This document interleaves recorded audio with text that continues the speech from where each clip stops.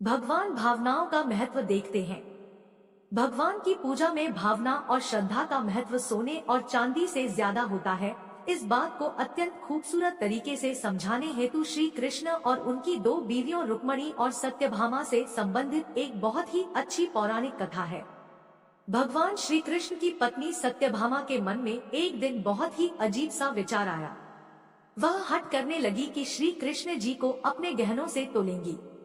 श्री कृष्ण जी को जब यह बात पता चली तो वे सत्यभामा से कुछ बोले नहीं, बस मंद मंद मुस्कुराने लगे। सत्यभामा अपने ढेर सारे जेवर ले आईं। पल्ले के एक तरफ उन्होंने भगवान को बैठा दिया और दूसरी तरफ अपने जेवर रखने लगी, लेकिन पल्ला अभी भगवान की तरफ ही झुका था। सत्यभामा के पास जेवरों की कोई कमी तो थी नहीं, वो जाकर और ढेर सारे जेवर ले आई, लेकिन पल्ला जरा भी नहीं हिला। सत्यभामा ने अपने सारे जेवर तराजू पर रख दिए, लेकिन कोई फायदा नहीं हुआ। अंत में वह थक कर बैठ गई। तभी वहां रुक्मणी का आगमन हुआ। सत्यभामा ने उन्हें सारी बात कह सुनाई। सत्यभामा की बात सुनकर तुरंत रुक्मणी जी पूजा का सामान ले आई। उन्होंने भगवान की पूजा अर्चना की और उसके बाद में जिस पात्र में भगवान का चरणोदक रखा होता है उसे गहनों वाले पल्ले पर रख दिया। देखते ही देखते पल्ला झुकने लगा और भगवान का पल्ला ऊपर उठ गया। सत्यभामा हैरानी से सब कुछ देख रही थी।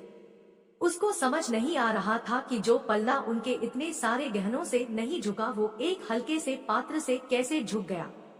वे रुक्मणी से इसका कारण पूछने लगी। तभी नारद मुनि भ्रमण करते हुए वहां पहुंच गए। सत्यभामा की परेशानी समझकर वे इसका कारण उन्हें बताने लगे। नारद जी बोले, भगवान की पूजा में महत्व सोने चांदी के गहनों का नहीं होता बल्कि सच्ची भावना और श्रद्धा का होता है।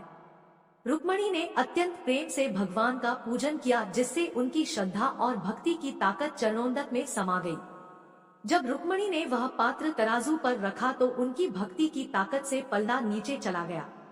ईश्वर को सिर्फ सच्चे प्रेम, श्रद्धा और भक्ति की भावना से ही पाया जा सकता है।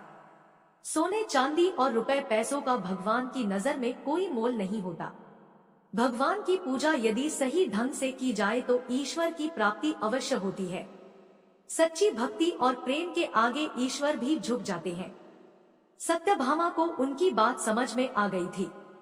इस पौराणिक कथा के माध्यम से हमें यही सीख मिलती है कि अगर भगवान के करीब रहना है या ईश्वर को प्राप्त करना है तो सोना चांदी और पैसा जैसी भौतिकवादी चीजों को भूलकर अपने मन में श्रद्धा का भाव उत्पन्न करें। यही एकमात्र मार्ग है सच्ची भक्ति और ईश्वर को पाने का।